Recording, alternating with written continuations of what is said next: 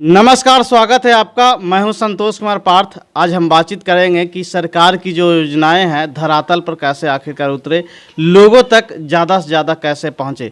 इसी विषय पर बातचीत करने के लिए इस वक्त हमारे साथ हैं विकास जी। हम बातचीत करेंगे विकास जी से। सबसे पहले हम जानेंगे कि इनको पब्लिक ऐप कैसा लग रहा। नमस्कार सर, सबसे पहले आपको पब्लिक ऐप बहुत ही एक अच्छा एप्लीकेशन है। इसके माध्यम से हम लोग अपनी आवाज़ को जन लोगों के पास पहुंचाते हैं और हमारी आवाज़ दूर दूर तक जाती है। और ये बहुत एक अच्छा माध्यम है, क्योंकि जो चीज़ गवर्नमेंट हो या फिर लोगों के बीच में क्या हो रहा है, कि क्या गतिविधि चल रही है, लोगों के पास सोशल मीडिया के माध्यम से पहुंचती ही है। फेसबुक है, इंस्टा है, ये सारे चीज़। लेकिन पब्लिक ऐप एक उसको अच्छा न्यूज कवरेज दे करके लोगों के बीच पहुंचाती है। ये बहुत ही अच्छी चीज़ है। चलिए हम जानते हैं, सबसे पहले जानेंगे कि आखिरकार रोजगार की क्या स्थिति है बिहार के अंदर में। वर्तमान स्थिति अगर देखा जाए हमारे बिहार राज्य में, तो रोजगार की बहुत ही दयनीय स्थिति है। हम लोग युवा कहीं ना कहीं बेरोजगारी का बहुत बड़ा आलम झेल रहे हैं। अभी वर्तमान में आप देखे होंगे, हाल ही फिलहाल में कोविड-19 का वैकेंसी निकला था, वैकेंट सीट डाटा ऑपरेटर का, MBBS का, NM का, GNM का, बहुत सारे पोस्ट थे। तो लगभग उसमें हर पोस्ट पे 25-20 इतना ही की संख्या में वैकेंट सीट निकली थी। लेकिन मैं देखा था हाल फिलहाल में डाटा ऑपरेटर की बहाली के लिए 25 सीट मात्र थी और उस पर 4 से 5 हज़ार लड़के वहां पहुंच कर फॉर्म फिलअप कर रहे थे। तो आप इससे अंदाज़ा लगा सकते हैं कि हमारे बिहार राज्य में किस तरह से बेरोजगारी का आलम है। और उस उतना भीड़ पहुँचने के कारण क्या हुआ कि 2 बार ये कैंसिल हुई डेट, नेक्स्ट डेट फिर दी गई है। देखिए उसके बाद क्या होता है। चलिए इसी पे हम जानेंगे कि सरकार की बहुत सारी योजनाएं हों जो कि गरीब गुरबे सभी समाज के लिए लाभदायक है। उन योजनाएं जो कि धरातल पर नहीं पहुंच पाती है, उसी पे बातचीत कर रहे हैं। सबसे पहले हम जानेंगे कि आखिरकार जो सरकार का जो योजनाएं बनती है आखिर ब्लॉक में आती है, उसके बाद कैसे लोगों के बीच में प्रसारित किया जाए।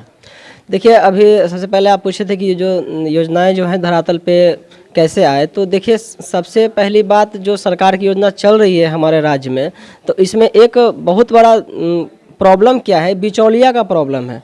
योजनाएं तो गवर्नमेंट स्वच्छ भाव से लागू करती है कि हमारे राज्य के जनता के पास पहुंचेगी, लेकिन वहां पे बिचौलिया लग जाते हैं और वो योजना हमारे राज्य के जनता लोगों के पास नहीं पहुंच पाती है, या पहुंचने में बहुत ही कठिनाई का सामना करना पड़ता है।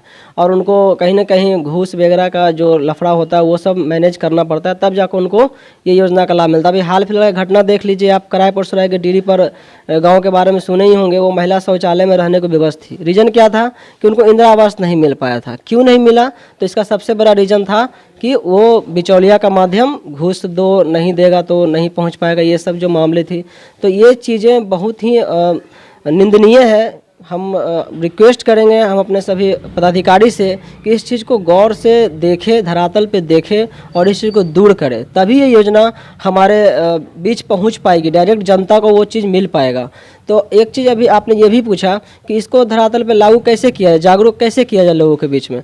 तो मैं एक रिक्वेस्ट करना चाहूँगा, और हम अपने सभी सामाजिक तबके के जो लोग हैं या सामाजिक कार्यकर्ता जो हर एक गाँव में कहीं ना कहीं हैं ही, तो हम सभी वैसे लोगों से ये ज़रूर रिक्वेस्ट करना चाहूँगा कि जो भी ब्लॉक की योजनाएं चलती हैं, तो अपने गांव में पंचायत भवन है, सामुदायिक भवन है, मंदिर है, उस जगह पे बैठ करके सप्ताह में या फिर महीना में एक बार इसको थोड़ा जागरूक करने का कोशिश हम लोग करेंगे, लोगों के पास पहुंचाने की कोशिश करेंगे। तो डायरेक्ट जनता को पता चलेगा कि आखिर क्या क्या योजना गवर्नमेंट हमारे लिए दी है। ऐसे तो ये काम वहाँ के जनप्रतिनिधि को करना चाहिए, जो वहाँ के वार्ड हैं, पंचायत समिति हैं, सरपंच हैं, ये सब जो लोग हैं, जो भी जनप्रतिनिधि जीते मुखिया हैं, तो इनको चाहिए कि महीना में, सप्ताह में एक बार बैठक करके आम सभा लगा के इस योजना की जानकारी दें, कैसे लोगों के पास पहुँच पाए। लेकिन अफसोस की बात है, हमारे राज्य के लिए बहुत ही बड़ी अफसोस की बात है कि जनप्रतिनिधि जीतने के बाद हमारे जनता के पास नहीं पहुंच पाते हैं, और तो ये योजना के बारे में क्या बताएंगे। तो हम जैसे जो भी हमारे सामाजिक लोग हैं, सामाजिक कार्यकर्ता हैं, इनकी दायित्व बन जाती है इस स्थिति में कि हम अपने सभी लोगों के पास जानकारी दें, उसको वहाँ पहुँचाएँ और ये बिचौलिया का माध्यम को ख़त्म करें, जिससे कि बहुत सारे गरीब तबके के लोग के पास ये चीज़ नहीं पहुँच पाती है, जो हमारे लिए बहुत ही दुर्भाग्यपूर्ण है।